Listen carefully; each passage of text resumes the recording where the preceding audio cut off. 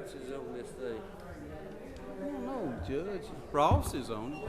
You're not going to come sit up here with us?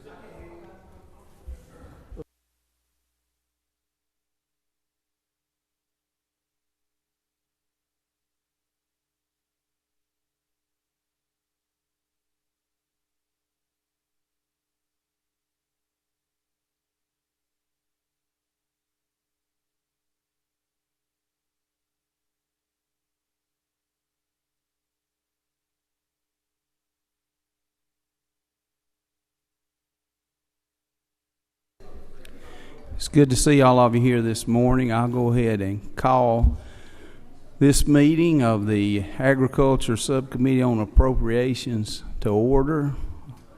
We'll go ahead and get started. Going to call on Commissioner Black first.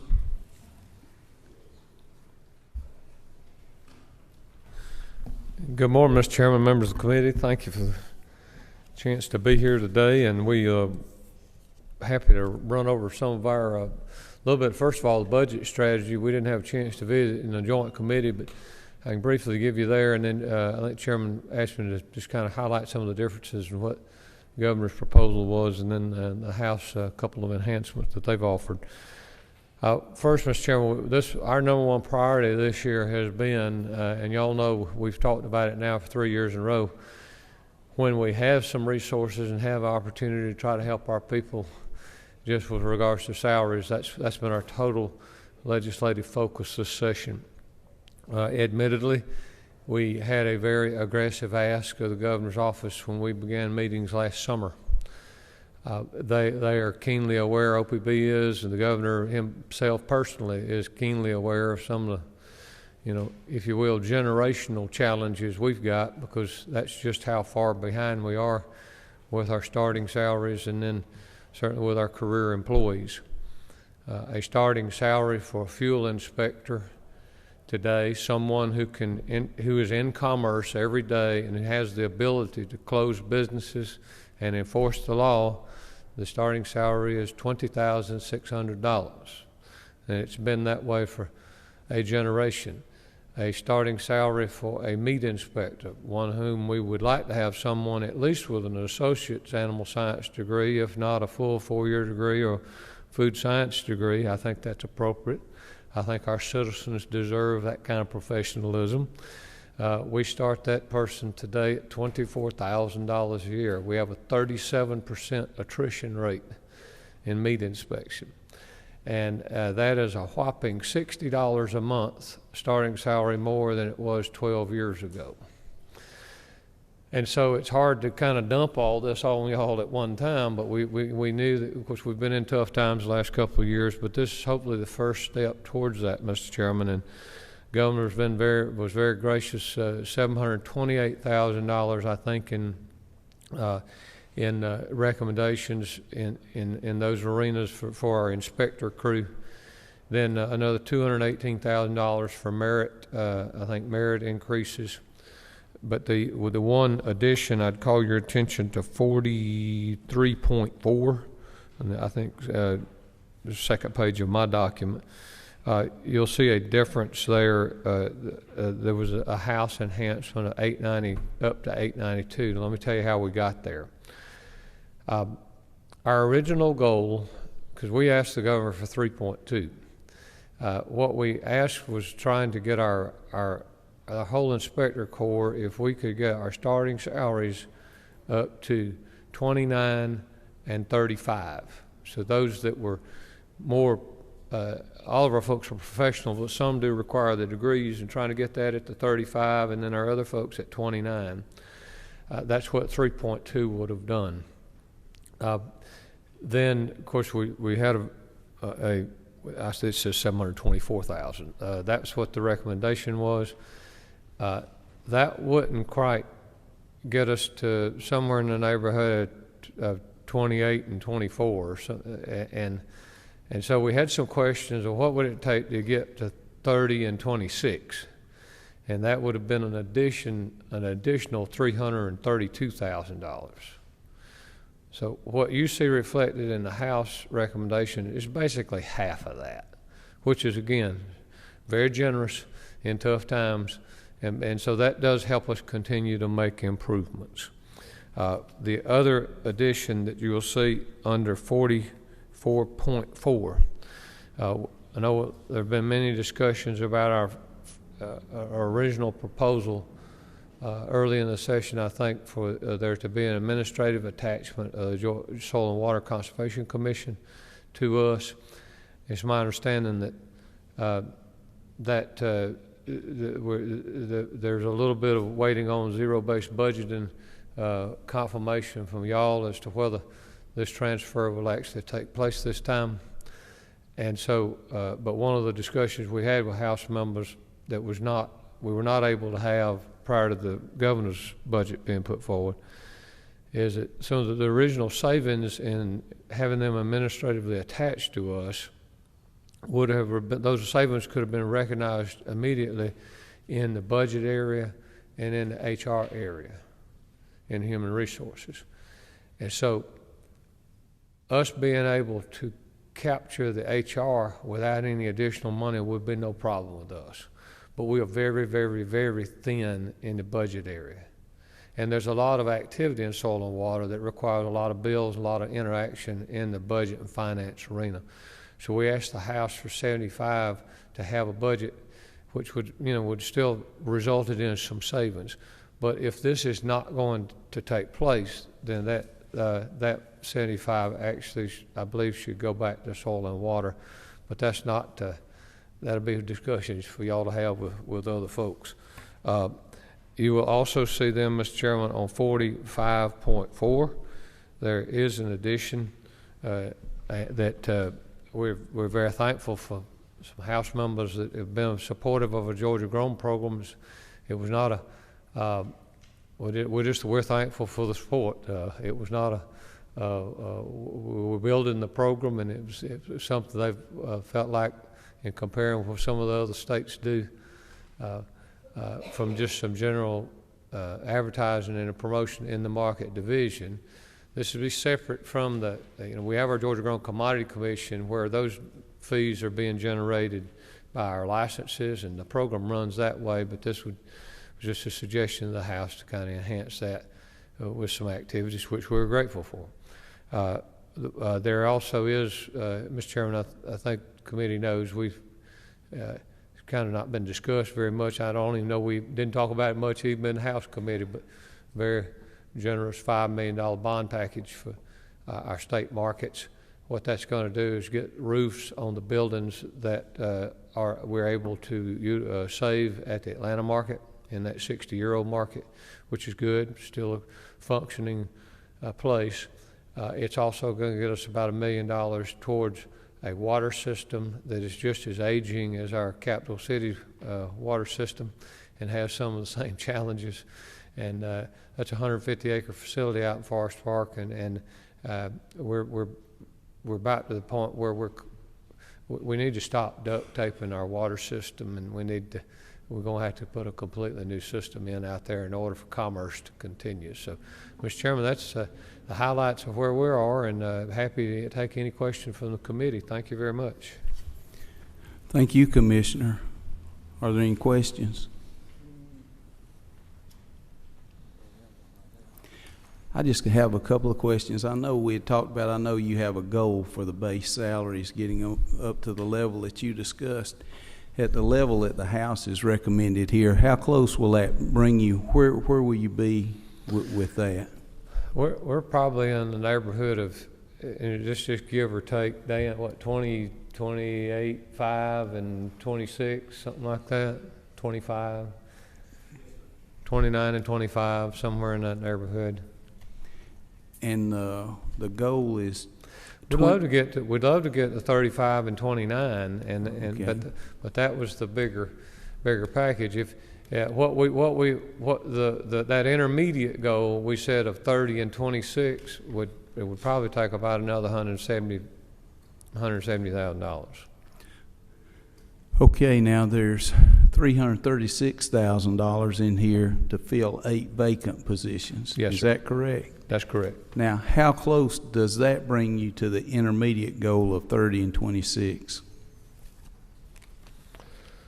I mean, for those 8 positions, is that enough money to fund them at the 30 and 26 level? It'll be pretty close, yes, sir, on those, because and I'm glad you pointed that out, Mr. Chairman. I meant to say this to y'all. That is another change in language that is not highlighted. Do y'all see there on 43.4? Originally, it was, as you see, the governor's recommendations to reflect food safety inspector salary adjustments and fill the vacancies. So it was kind of locked in our, now we're going to get into budget semantics. It was locking us in on specifically food safety. And what we really needed from program budget language, we needed it to say consumer protection, and not just dwell on food safety, because food safety, fuel and measures, meat inspection, all of those are under consumer protection budget language. And so the House did change that to say consumer protection inspectors, which will be very helpful to us. And one of your colleagues, I'll tell you where one of these positions is going to go, is Senator Golden. He's been a great champion and an advocate for us, and he's got a business down in his district. It's one of our Georgia grown businesses and hog business. And they have their own processing plant, and their business is growing. They need another harvest or kill day. They need another day, and they have to have one of our inspectors there when they do that.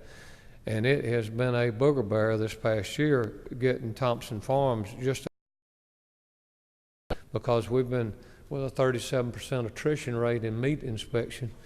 It's been a real challenge. So one of these, and being able to bump those salaries up in meat inspection and consumer protection, will help us get Senator Golden a person on the ground and not have to, help provide some jobs down in South Georgia. Thank you, Commissioner. Thank you, sir. One other question. On the Georgia Grown, that's a great program, and it's really done great under your leadership, and I know all of us are excited about that.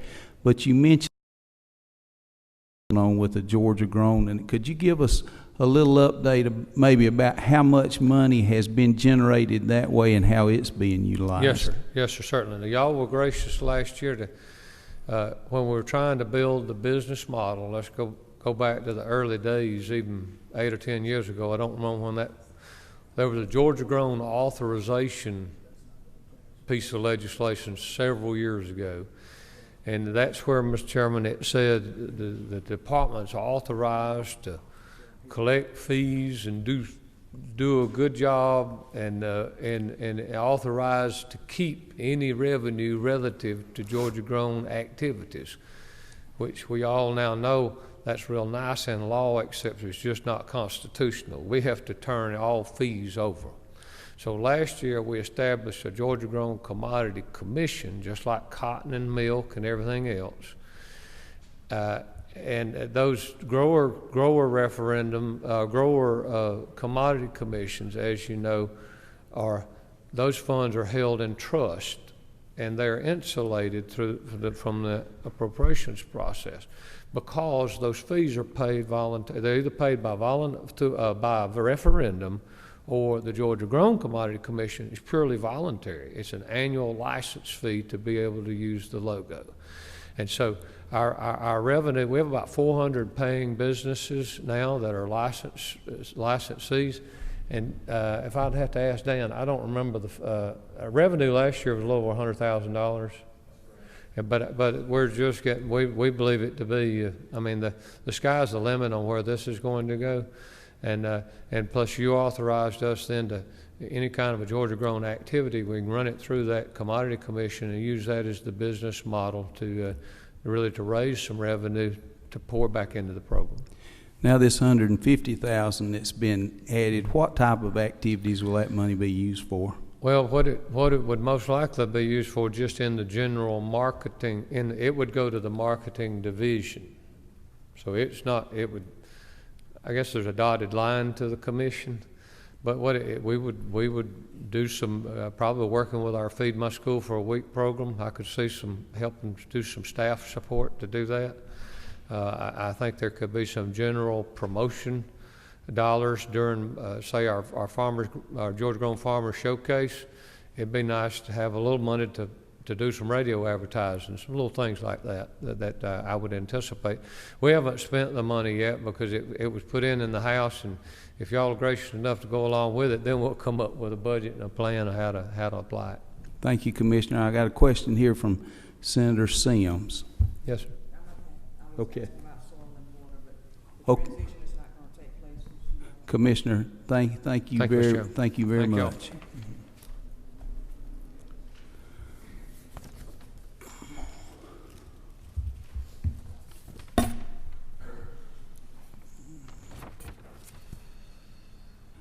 This time I think Brent Dykes is here. Brent, we'll call on you for your report. You know you're old when your beard's turning gray. What's that, sir? You know you're old when your beard turns gray. Yes, sir. Isn't that I right? know. I turned 40 years ago. I figured I made that old.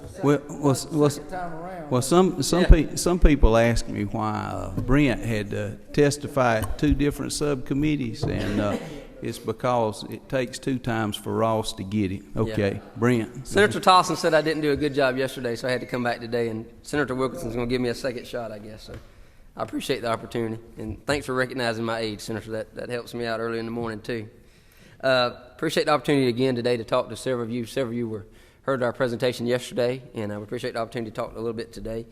Commissioner of Ag alluded to some of the changes that may be taking place in soil and water, and there are some things still working, Mr. Chairman and members of the committee.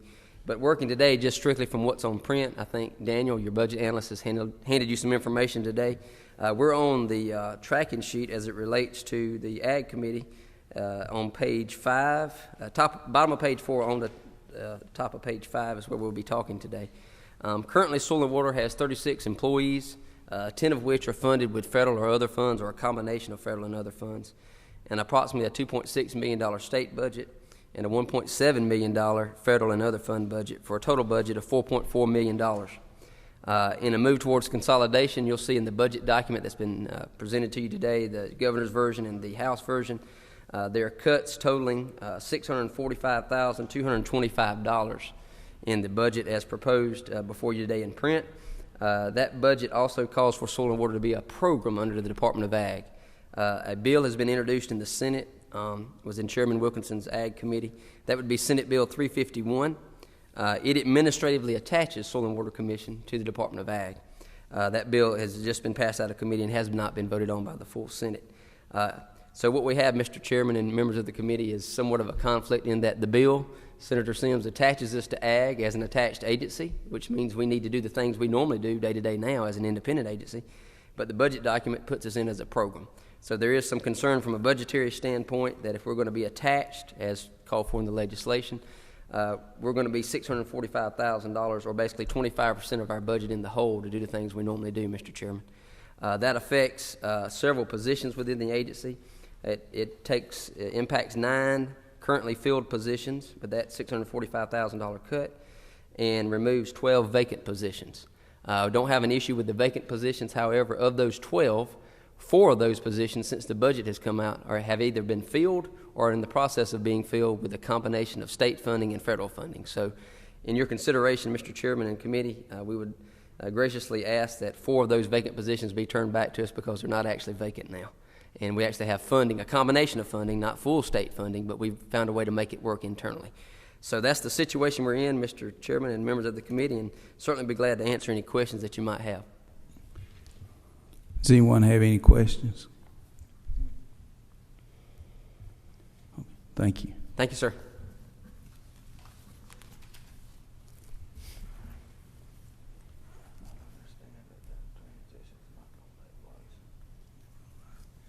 Okay, I believe we have Dean Angle here from the University of Georgia. Dean, we'll call on you to come up at this time.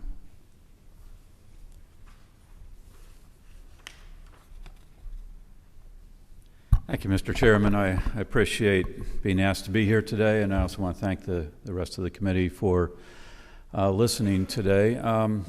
Let me begin just with a very brief history of the college. The College of Agriculture and Environmental Sciences has traditionally been ranked as one of the very best in the country. Up until recently, we were ranked number 4. Unfortunately, because of the recession and because of some of the faculty that have not been replaced, our rankings have precipitously dropped over the last couple of years. Last year, we appear to be coming back. I think we will be moving back up into the top 5 eventually, but I hope that the momentum that has been established over the last year or two will continue. We had an opportunity on Tuesday of this week to have the entire administration from NC State University visit with us to learn more about how we manage our college. And one of the things I was pleased to learn is that their state budget is 25% higher than the University of Georgia state budget for the College of Agriculture, yet our faculty are 50% more productive than their faculty are. So certainly it's a very efficient organization, and I'm pleased with our ability to serve the farmers and agriculturalists of this great state. We were happy with and pleased with the House budget that was released a couple weeks ago. We hope that you will work with us to maintain those items in that budget. Primarily, there were 5 new faculty replacements that were supported in the budget. The one thing that was not in there, and I hope if the Senate in any way can find the ability to help, there were no new extension agents added into the House budget. We've lost a tremendous number of extension agents over the last couple of years. There are many counties that have either no extension agent in the county now, or that position is being supported by a support type individual. And in fact, we're losing about $1 million a year by leaving county money on the table because we can't fill these positions with state dollars. So in our budget request this year, we had asked for 20 extension agent positions, $50,000 per position. But if there's anything the Senate can do to try to help in any way, that would be most appreciated. We realize that 20 would be a large number, but even anything less than that would be appreciated by our college and by the farmers that are supported by these agents around the state. Any questions? Thank you, Dean. Are there any questions? Do we have money in the budget for those agents? Senator Sims? Is there money in the budget for the agents? Do we have money in the 50,000 per? You said you have 20 positions, vacancies.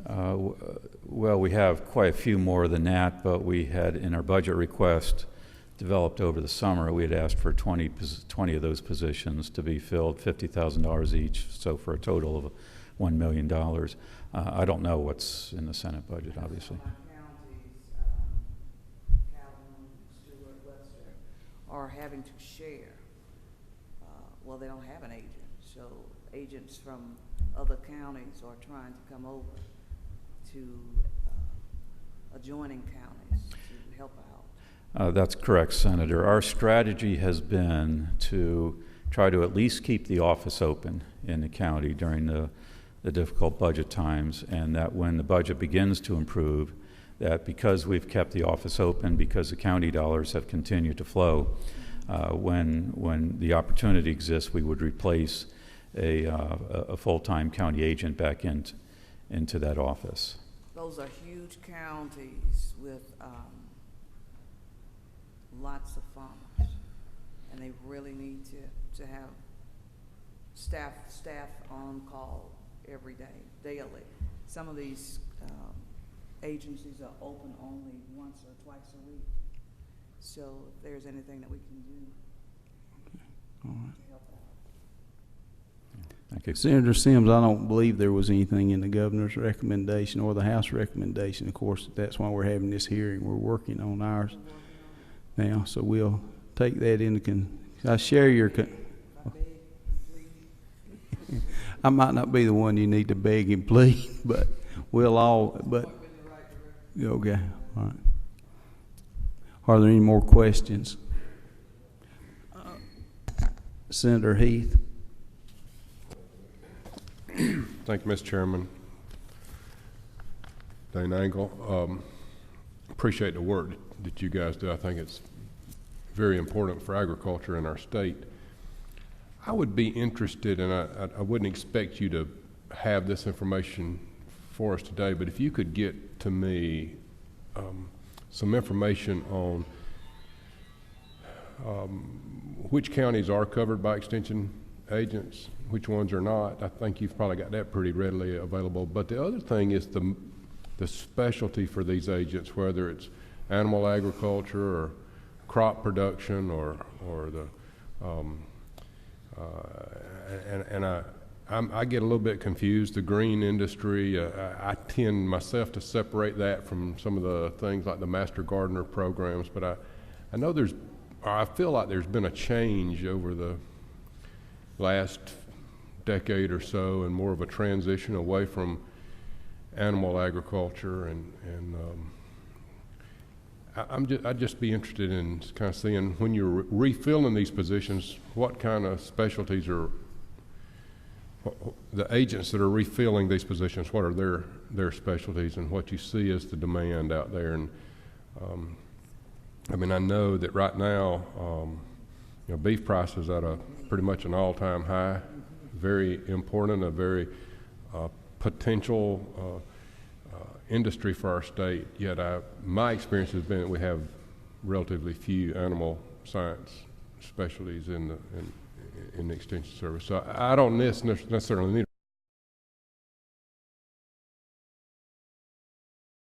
We have already the descriptions of which counties have been filled, which have not been filled, and which types of positions, family consumer sciences, 4-H, or agriculture, but we can also break that down by ag commodity. Our goal is always to try to replace an agent in a county with someone who has expertise in whatever the primary commodity is of that county. So we do our best to, I think, meet the goals that you're trying to describe, but I also admit sometimes we just can't find the right person, and they may not always have the expertise that best matches the needs of that county. And in that case, we have a very, very rigorous educational program for our extension agents. It's probably the best in the country. And so while they may not necessarily have the exact expertise needed when they walk in the door, within the next 2 or 3 or 4 years, they will definitely have been trained in the areas that are important to that region, that county. But we'll get to that. We'll get that to you in the next day or two. Thank you. Any more questions? Thank you, Dean Angle. Thank you, Mr. Chairman.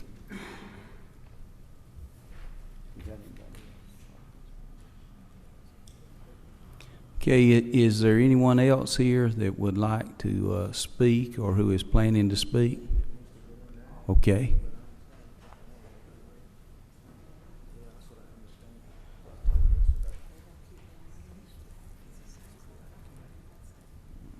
Okay.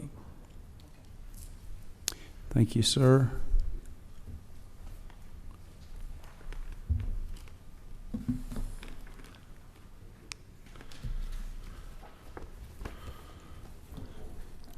By the way, 40 years old seems pretty young to me at this point.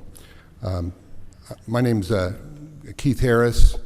I'm the head of the pathology department at the College of Veterinary Medicine, and I'm responsible for both of the state diagnostic labs in Athens and Tifton. And Dean Allen asked me to address you this morning, since the diagnostic labs are the College of Veterinary Medicine's top priority for the FY15B budget, and because I've been intimately involved with the lab management over the last 5 years, and obviously with their budget issues. But before I start, Dean Allen asked me to make sure I thank you for your support in getting the funding of the veterinary teaching hospital restored in the FY14 budget. You probably know that subsidy supports the clinical training of veterinary technician students from Fort Valley State University, Gwinnett Technical College, and Athens Technical College. And we are obviously relieved and really proud of our partnership with these institutions that are helping address a shortage of registered veterinary technicians in Georgia. And again, I thank the committee. Of the B budget subsidies for the college, I'd like to talk today about our top 2 priorities. Like I said, the veterinary diagnostic labs and the food animal health management program. And just to cut to the chase on the diagnostic labs, The state's 2 world-class diagnostic labs, and there's data to show that they are, in fact, world-class, play a key role in protecting the state's agriculture, economy, and public health, and they're at risk. There's been a 22% reduction in state funding since 2008, and that's coupled with a like amount of increase in the cost of biomedical supplies and equipment over the same period. Biomedical supplies and equipment, the inflation of that is much higher than the consumer price index. So inflation affects anything that is involved with biomedical science, research, or services. We've cut our personnel substantially. We've lost 14 positions, or basically, as folks departed, we froze and then eliminated positions, reduced utility costs, we postponed purchase of major equipment, and we've aggressively sought federal grants, had some success with that, and we've increased our fees to the point where the highest in the Southeast, the highest of all the veterinary diagnostic lab. And essentially we've run out of options within our control other than further service cuts and consolidations. So our most acute critical need, which is not in the House budget for FY15, is a 4%, which is approximately $150,000 in our operating budget. And that's through a contract with the Department of Agriculture. And although this is not going to fix everything, it'll get us back on track for restoring our financial stability of the laboratory system, and more importantly, allow us to maintain 2 full-service labs in the state of Georgia. And this is a desire that has been crystal clear from our stakeholders. This is what they want. I would like to clarify that this 4% doesn't cover personnel cost nor equipment, and we're handling the equipment issue through a bond proposal. And I believe there's about $550,000 for a bond on the House bill. The Veterinary Medical Experiment Station, VMES, budget has been reduced by about the same amount, 22% over the last years through 2008. And the impact of these cuts has been particularly felt in our food animal health and management program. And this program was originally funded to conduct research in diseases affecting food animals and to train the next generation of food animal veterinarians.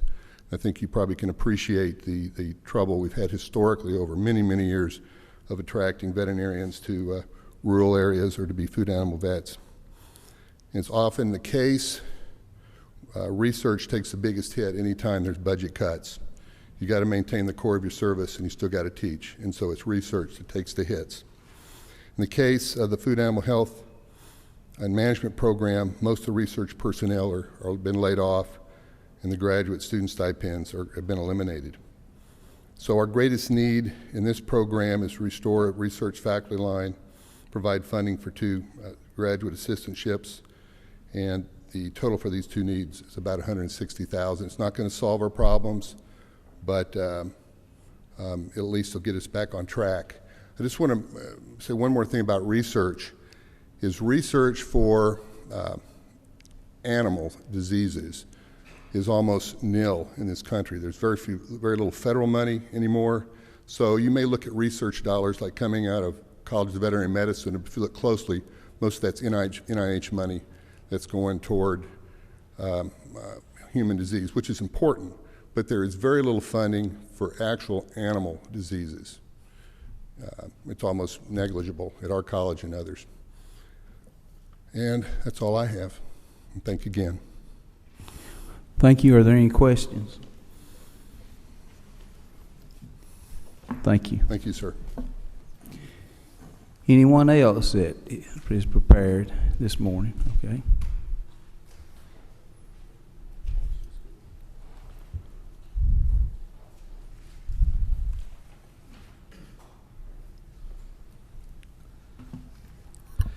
Thank you, Mr. Chairman. My name is Mike Clutter. I'm the Dean of the Warnell School of Forestry and Natural Resources at the University of Georgia.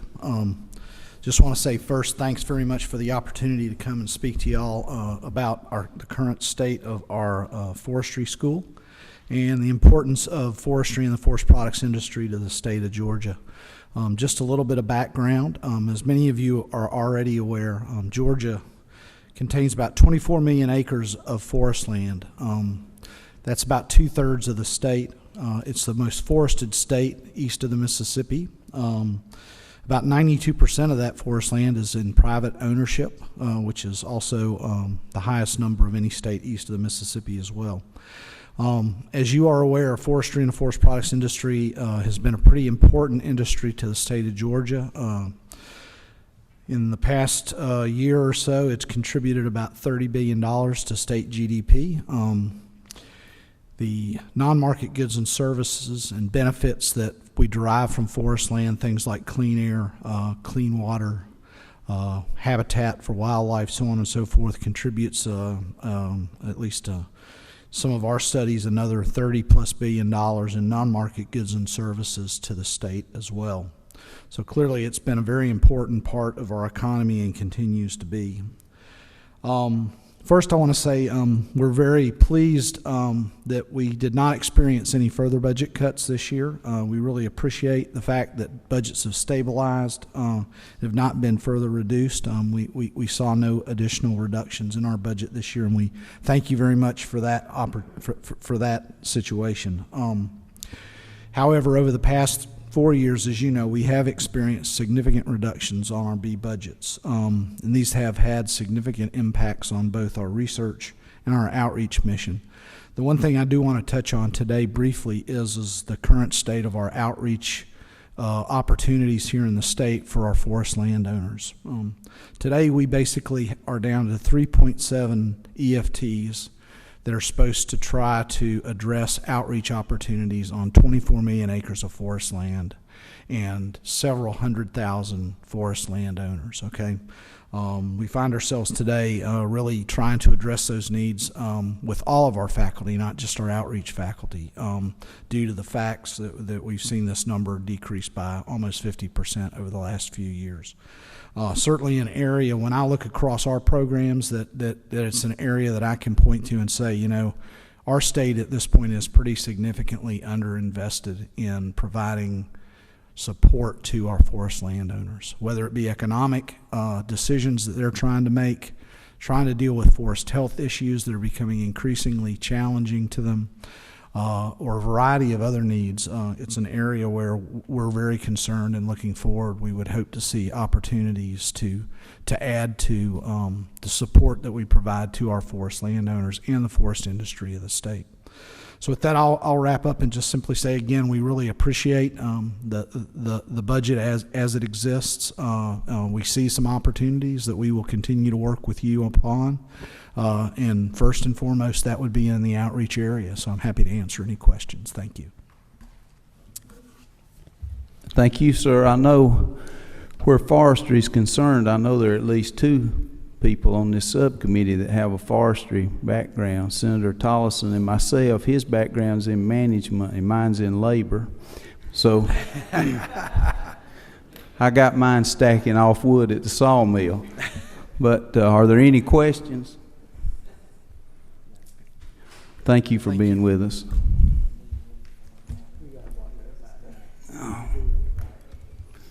Anyone else?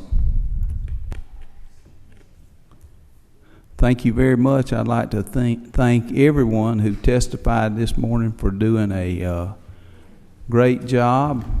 I know more now than I did when I walked in at 8 o'clock, so that's a good thing. Thank you for being here, and this meeting's adjourned.